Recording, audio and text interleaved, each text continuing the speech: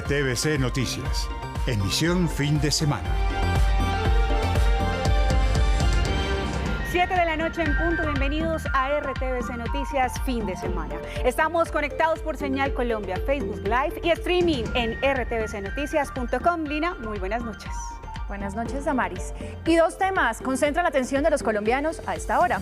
Primero, la revelación del gobierno nacional de los acercamientos con la guerrilla del ELN en busca de un acuerdo de paz. Y el segundo tema, la difícil situación de orden público que se presenta en Cali y la semana decisiva que inicia por el encuentro entre el gobierno nacional y el Comité del Paro. Iniciamos. Se agrava la situación de orden público en Cali. Esta tarde se enfrentaron ciudadanos y la minga indígena en rechazo a los bloqueos. Por lo menos 9 personas resultaron heridas. Tras los graves hechos en Cali, el presidente Iván Duque hizo un llamado a la calma. Pidió a los indígenas regresar a los resguardos, envió al ministro del Interior a seguir mediando y dio la orden de reforzar la seguridad en la capital del Valle. Inicia una semana decisiva. Para mañana está programada la reunión entre el Gobierno Nacional y el Comité del Paro. El país a la expectativa de la agenda que se discutirá. La Iglesia, las víctimas y delegados del sector salud se reunieron con el presidente Duque. El llamado generalizado es a levantar los bloqueos.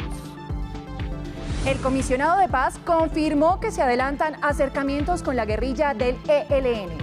Diálogos exploratorios tienen acompañamiento de la Iglesia, la ONU y la OEA. Sigue avanzando el COVID-19 en Colombia. En Cartagena se declaró la alerta roja. Medellín y Bogotá también presentaron alta demanda de camas de cuidado intensivo. En el mundo, con este impresionante despliegue militar, Rusia conmemoró el Día de la Victoria en la Segunda Guerra Mundial. Y en deportes, goles de colombianos en el mundo. Luis Fernando Muriel y Rafael Santos Borré marcaron hoy en la jornada. Mina en su regreso a las canchas salió nuevamente lesionado. Todo esto y mucho más en unos minutos. Comenzamos porque nuevamente se registraron graves alteraciones de orden público en Cali. En el barrio Ciudad Jardín, sur de la ciudad, los ciudadanos se unieron para bloquear el paso de la Guardia Indígena, hecho que provocó un enfrentamiento en el que hubo disparos. Los ciudadanos dijeron estar cansados de las barricadas que han instalado manifestantes y que han generado desabastecimiento en la ciudad. Según un reporte inicial de las autoridades, por lo menos 9 personas, entre habitantes de ciudad e indígenas, resultaron heridas. Domingo 9 de mayo del 2021. Fue en el sector de Pance, sur de Cali, en donde habitantes de la zona impidieron el paso de los indígenas. Luego, en videos aficionados, se ve cómo hombres armados descienden de varios vehículos. Los comuneros reaccionaron para evitar la confrontación. Uno de los vehículos fue interceptado por los indígenas que decidieron volcarlo. En medio de la situación, 8 de ellos resultaron heridos por impactos de arma de fuego. Estamos aquí, dispuestos a establecer una conversa, pero seria, una conversa que sea eficaz. Horas antes, habitantes de varios condominios de Jamundí sostuvieron un altercado con los indígenas que hacían control en la vía panamericana. Frente a la compleja situación, el alcalde de Cali hizo un llamado al gobierno nacional. Este problema político que no generamos los caleños y que se adelanta en Cali necesita de su visita, de usted y de todo el conglomerado nacional para resolverlo por la vía del diálogo. Según las autoridades, los indígenas ingresaron a algunos condominios de la zona a saquearlos. Que se meten en las unidades, se meten, mire. ¿Rayaron los carros? Entre los indígenas heridos hay 2 en grave estado de salud. Frente a la alteración del orden público, la gobernadora del Valle decretó la urgencia manifiesta en el departamento. La policía informó que fue desplegado el escuadrón móvil antidisturbios hacia el sector para contrarrestar las acciones violentas. Tras conocer los graves hechos, el presidente Iván Duque reaccionó y pidió reforzar la seguridad en Cali. Además, le pidió a los indígenas regresar a sus resguardos para evitar enfrentamientos y envió al ministro del Interior, Daniel Palacios, para que siga buscando fórmulas para restablecer la tranquilidad en la ciudad. Ante estas imágenes de violencia en Cali entre civiles, fuerza pública e indígenas, el presidente Duque le pidió a la minga regresar a sus resguardos para evitar más confrontaciones. Para evitar confrontaciones innecesarias, yo quiero hacerle un llamado a los señores del CRIC para que retornen nuevamente a sus resguardos. Le he pedido al señor ministro del Interior que entre en contacto con ellos, no para limitar la movilidad, sino para que se entienda que este no es el momento. El mandatario le solicitó también a la gobernadora del Valle, Clara Luz Roldán, y al alcalde de Cali, Jorge Iván Ospina, reforzar la seguridad de la región. La fuerza pública está siempre al servicio de esa colaboración con los entes territoriales. Como comandante supremo, siempre he estado en coordinación con los gobernantes locales para que ellos también cumplan a plenitud su rol de orden público. Por esto aseguró que habrá mayor acompañamiento de la fuerza pública. Le he dado instrucciones también al señor ministro de Defensa y a la cúpula de apoyar la gestión local de orden público para proteger a la ciudadanía. Pero tenemos que en este momento también ser claros en un llamado. Todos los colombianos tenemos libertad de circulación en nuestro territorio. El presidente hizo un llamado a la calma y a la continuidad de las conversaciones con diferentes sectores para encontrar acuerdos. Entre tanto, sigue el diálogo social con representantes de diferentes sectores. El presidente Duque se reunió hoy con líderes religiosos, el sector de la salud y algunas víctimas del conflicto. Desde muy temprano el jefe del Estado tuvo su encuentro con los líderes religiosos, quienes pidieron, además de levantar los bloqueos, el rechazo a la violencia. Rechazamos cualquier abuso de parte de algunos miembros de la fuerza pública, así como animamos y agradecemos la tarea que la misma ha hecho para garantizar las protestas pacíficas. De igual forma respaldaron la institucionalidad y a los programas sociales del gobierno. Invitamos a la construcción de acuerdos que permitan superar la emergencia sanitaria del COVID-19 y aprovechar la oportunidad para impulsar una economía más incluyente que abra espacios al empleo y al emprendimiento sostenible. A su turno, el mandatario nacional dijo que se deben adelantar las investigaciones de los últimos hechos. La necesidad de hacer todos los procesos de investigación con rigor y de garantizar que se rechace con igual fuerza la violencia que afecta al ciudadano y la violencia que afecta a quien defiende al ciudadano. Luego el jefe del Estado junto al ministro de Salud, Fernando Ruiz, se reunieron con 15 representantes del gremio de la salud, quienes hicieron un llamado al no bloqueo como respeto a la vida. La misión médica se debe respetar, así como la movilidad entre los integrantes del sector salud. El sector salud se está viendo afectado por la falta de abastecimiento de insumos médicos, así como por la dificultad que tienen los pacientes para acceder a los tratamientos médicos. Por último, Duque se reunió con las víctimas del conflicto. Y mañana será un día clave para tratar de resolver la situación que se vive en el país. Este lunes se dará el primer encuentro entre el presidente Duque y el Comité del Paro Nacional. En la agenda se escucharán las propuestas de los líderes de la protesta y se analizarán salidas para la crisis. La reunión que podría definir el futuro de las movilizaciones se hará este lunes 10 de mayo. Quienes promueven las manifestaciones negociarán con el jefe de Estado. Para negociar los 6 puntos del pliego, que es la renta básica para 10 millones de personas de un salario mínimo, el pago del salario a los trabajadores de las pequeñas y medianas empresas, el cese de las privatizaciones. Los jóvenes y estudiantes también estarán presentes. Ahora quieren tramitar una reforma a la salud que va en contra de este derecho fundamental y que avanza en la privatización. E insisten como si aquí nada estuviera pasando. Dentro de las peticiones también se encuentra el retiro a la reforma a la salud. Luego de conocerse la muerte de un joven activista y artista en el sur de la ciudad, los secretarios de Movilidad y Seguridad revelaron que se adelanta una investigación para determinar en qué circunstancias ocurrieron los hechos. Dylan Barbosa falleció en la noche de este viernes en lo que inicialmente se ha determinado como un siniestro vial, en el que se vio involucrada una tanqueta del ESMAD. La situación ocurrió en la avenida Villavicencio con 1 de Mayo, cuando al parecer el joven perdió el control de su motocicleta al intentar adelantar la tanqueta. Las autoridades le pidieron a la Fiscalía asumir la investigación. Hablamos con la familia del joven y piden que se aclare lo sucedido. Ellos argumentan que fue una imprudencia de mi hijo. Entonces, si fue así, recopilando según ellos las pruebas y los videos, pues queremos que esas pruebas nos las hagan llegar y esos videos para pues que nosotros podamos descansar, porque hay una incertidumbre que nos carcome el alma y no la podemos soportar. Y estas son las imágenes que se registraron durante el día en Medellín. En la capital antioqueña, centenares de personas se concentraron de manera pacífica, mientras que en el Valle de Aburrá se llevaron a cabo al menos 12 protestas en medio del toque de queda continuo decretado en todo el departamento, que finalizará mañana lunes a las 5 de la mañana. Las manifestaciones se desarrollaron en total calma.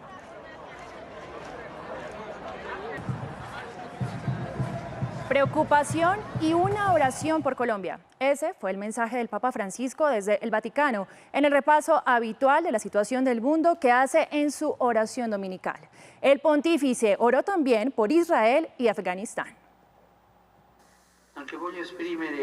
También me gustaría expresar mi preocupación por la tensión y los violentos enfrentamientos en Colombia que han dejado muchos heridos. Hay muchos colombianos aquí. Oremos por su país. Y cambiamos de tema porque hoy se reveló la intención del gobierno nacional de hacer acercamientos con la guerrilla del ELN. También se busca el respaldo de la Iglesia, la ONU y la OEA. Según lo dicho por el Alto Comisionado de Paz, se han desarrollado en los últimos 17 meses 28 reuniones y 4 desplazamientos a La Habana, Cuba. El alto comisionado para la paz, Miguel Ceballos, dijo que han contado con el apoyo del Vaticano y las Naciones Unidas, así como de la OEA.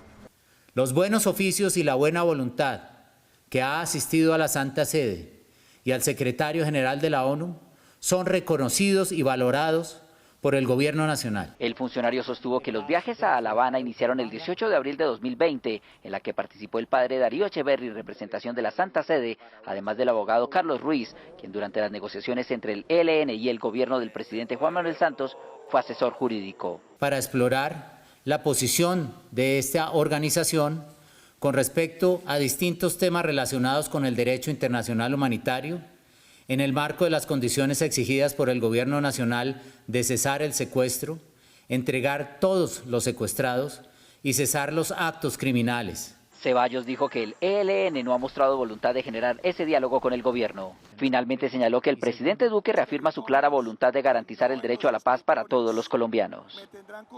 Damaris, con el anuncio del Alto Comisionado de Paz, Miguel Ceballos, sobre el nuevo acercamiento, varios sectores políticos respaldaron este avance, pero insistieron en la importancia de que ambas partes den muestras del interés de lograr un acuerdo de paz.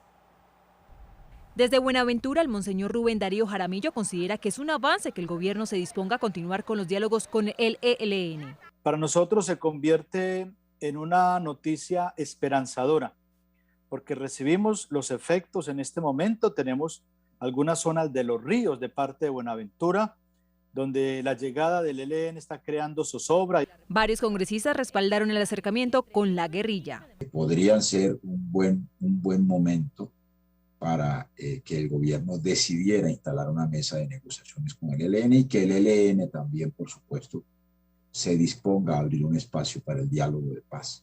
Y hay que aprovechar la disposición del gobierno nacional y de la guerrilla del ELN para que se logren unos acuerdos satisfactorios y se acabe el fenómeno de la subversión en nuestro país. Muy importante el anuncio de que hay un gran acompañamiento internacional de esas conversaciones, y el primer punto debiera ser un cese bilateral de hostilidades para aliviar la confrontación.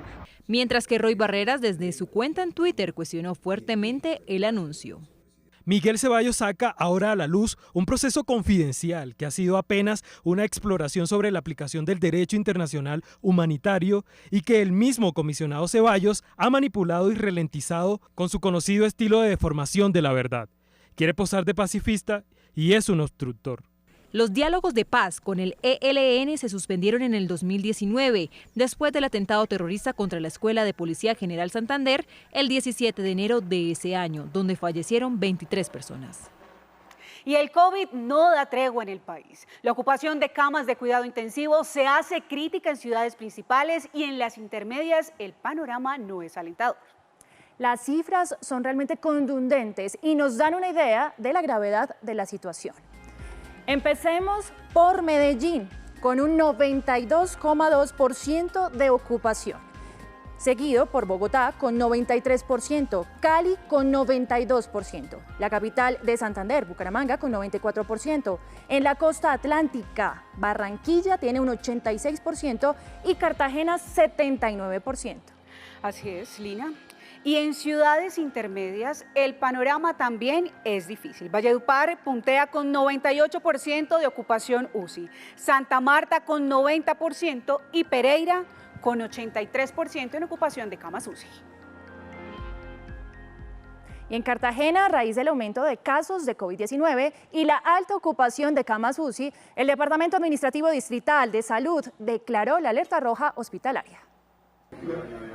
Las autoridades de salud insistieron en que declarar la alerta era necesario. Hace tiempo los casos iban en aumento y no le habían prestado atención. Ahora salen con el cuento de que van a poner alerta roja. Con la medida, se busca que el distrito tome el control y defina la disposición de las camas UCI de todas las clínicas de la ciudad. Llámese hospitalización, unidades de cuidados intermedios y unidades de cuidados intensivos. A pesar de la crisis, en Cartagena hay camas UCI que no se pueden usar porque las EPS no han pagado a la clínica que tiene la disponibilidad. Escuchen el clamor de toda Cartagena que no tiene camas UCI. Deben pagar las deudas que ya deben con años anteriores a las IPS. En las últimas 72 horas en La Heroica se han reportado más de 2.000 infectados por el COVID-19. Y de Cartagena pasamos a Antioquia porque allí fueron decretadas nuevas medidas para enfrentar al COVID-19. Las autoridades afirmaron que las decisiones son menos restrictivas para reactivar la economía. Luego de observar una mejoría en los indicadores de contagio en Antioquia, el gobernador encargado Luis Fernando Suárez anunció la flexibilización de las medidas en el departamento. Toque de queda nocturno todos los días, desde las 10 de la noche hasta las 5 de la mañana. Adicionalmente, en ese mismo horario, la medida de ley seca y en el día, la medida de pico y cédula con números pares e impares. Alcaldes del área metropolitana del Valle de Aburrá apoyaron las nuevas medidas e hicieron un llamado a la ciudadanía a la responsabilidad. Un alivio importante para todos los empresarios, pero con un llamado de autocuidado, de cumplir con todos los protocolos de bioseguridad. Pues hay que trasladarle la responsabilidad al ciudadano, al comerciante, que haga cumplir las normas en su negocio. Según los comerciantes, ya era necesario adoptar medidas menos restrictivas. Ya es hora, pues ya es justo y necesario, que nos hemos visto muy afectados. Para las autoridades de salud departamentales, el autocuidado es clave para seguir con la reactivación económica, pues es importante recordar que en Antioquia circulan variantes más contagiosas. En el departamento actualmente hay 125 pacientes a la espera de una cama UCI.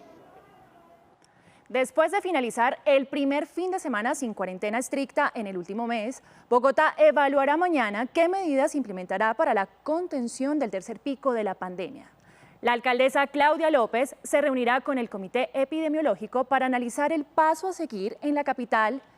Mientras tanto, se mantiene el toque de queda nocturno entre las 8 de la noche y las 4 de la mañana.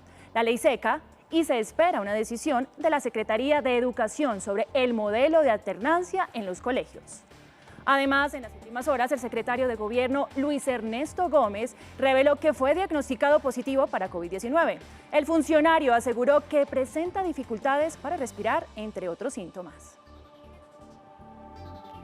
Y ahora pasamos a Barranquilla porque allí el alcalde Jaime Pumarejo anunció que en esta semana serán evaluadas las medidas tomadas en este fin de semana para evitar contagios de COVID. La alcaldía decretó un toque de queda que se está cumpliendo desde ayer a las 4 de la tarde y que finalizará mañana lunes a las 5 de la mañana. A pesar de una mejoría en la capacidad de las UCI en la ciudad, el mandatario insistió en que los barranquilleros no deben bajar la guardia y los invitó a hacer esfuerzos para mantener esta tendencia. Y cerramos este recorrido de COVID-19 con una mirada al mundo, porque mientras unos países aprenden las lecciones y logran avanzar a etapas de menor afectación por el virus en su población, hay otros que todavía lamentablemente no logran enfrentarlo. India alcanzó las 238.270 muertes en lo corrido de la pandemia por COVID. Su realidad es abismalmente opuesta a la de Europa. Escalonadamente, el viejo continente vuelve a percibir algo de la normalidad que le arrebató el coronavirus y comienza a tener escenas como estas. Barcelona es reflejo del júbilo en España por el fin de meses de un estado de alarma que los mantuvo bajo toques de queda y reuniones restringidas al mínimo. En Bélgica el sentir es similar. Centenares de personas celebraban el fin de 7 meses del cierre de terrazas de café y de bares. Fue tanta la euforia que incluso la policía tuvo que intervenir. Sin rezagarse, Alemania permite que más de 7 millones de personas vacunadas empiecen a salir o a reunirse en privado. La cautela sigue siendo necesaria. Francia creará un semáforo de países extracomunitarios para ilustrar a sus ciudadanos el nivel de riesgo de sus viajes. Con poco más de un año de pandemia global, Europa entremezcla las rutinas prepandemia con las de la nueva normalidad y así abraza una nueva etapa.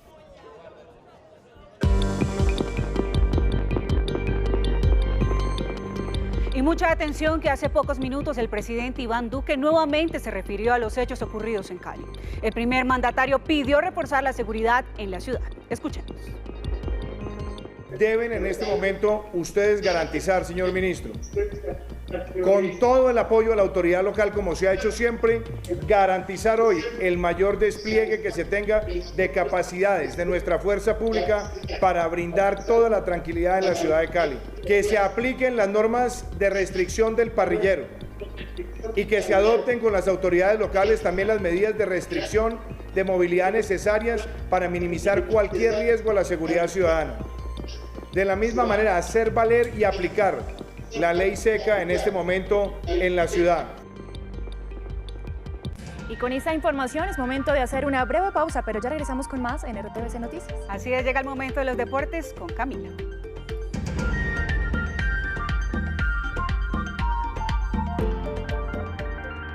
Ya regresamos con más información en RTVC Noticias.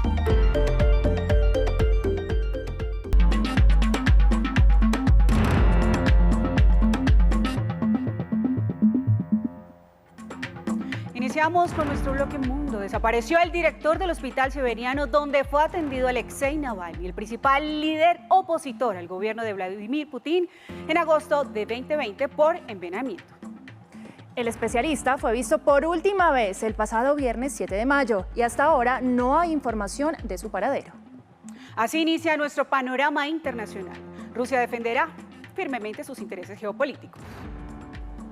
Rusia defenderá firmemente sus intereses geopolíticos. Ese fue el mensaje del presidente Vladimir Putin durante el fastuoso desfile militar que encabezó para conmemorar el Día de la Victoria, fecha en la que la Unión Europea venció a la Alemania nazi en 1945 y lo hace en medio de la escalada de tensiones entre Moscú y Occidente.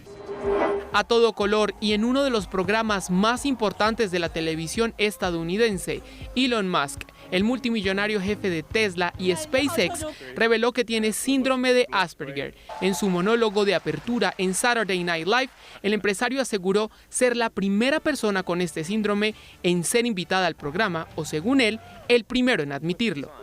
Y luego de varias horas de expectativa y espera, la mayor porción del artefacto chino de 18 toneladas que se desensambló de la estación espacial de ese país y que emprendió un trayecto fuera de control atravesó la atmósfera de la Tierra, desintegrándose sobre el Océano Índico, al norte de las Maldivas, sin causar contratiempos ni afectaciones.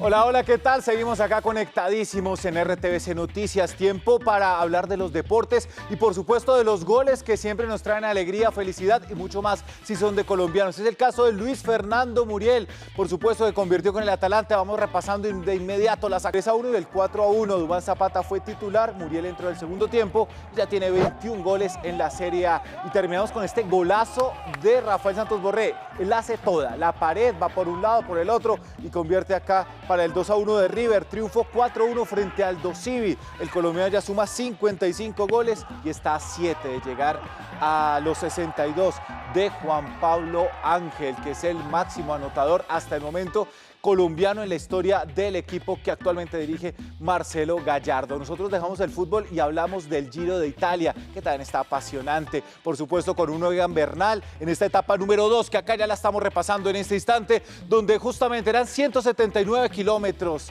y el más rápido del día de hoy iba a ser Tim Merlier, el belga, que iba a ganar la etapa en el día. Todo se iba a definir en los últimos 500 metros. Allí iba a estar Sebastián Molano y Fernando Gaviria. En este cierre, contra las vallas, los colombianos, ambos del Team Emirates, ambos colombianos, no tenían fortuna allí. El ganador, como decíamos, era Tim Merlier y la general sigue igual, con Filippo Ganna como líder, Daniel Felipe Martínez a 39 segundos en la casilla número 33, en el puesto 40 Egan Bernal a 42 segundos y Fernando Gaviria a 44 segundos en el puesto 49. Mala fortuna para los colombianos, era un día de sprint perfecto para Fernando Gaviria.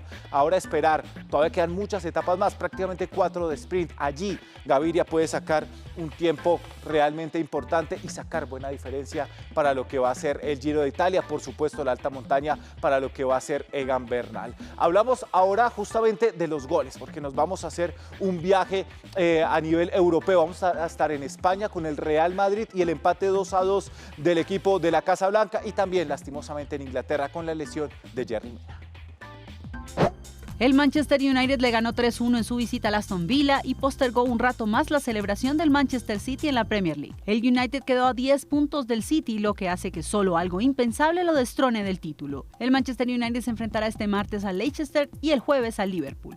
Una derrota en alguno de estos dos partidos le daría el título a los dirigidos por Guardiola. 62 minutos estuvo el colombiano Yerry Mina en el campo de juego. Mina volvió a ser titular. El británico Lewis Hamilton del equipo Mercedes ganó el Gran Premio de España de Fórmula 1, por delante de su gran rival Max Verstappen del equipo Red Bull, en el circuito de Cataluña en Montmeló. Con esta victoria el británico se afianza en el liderato del Mundial, subiendo de 8 a 14 puntos su ventaja sobre el holandés. La próxima válida se cumplirá en Mónaco del 20 al 23 de mayo, que tendrá un aforo para 7.500 espectadores. Y cerramos nuestra emisión de RTVC Noticias fin de semana al son de un bombuco y el himno de la alegría, interpretados por la Orquesta Filarmónica de Bogotá. Así es, Lina, es un canto a la esperanza y la paz.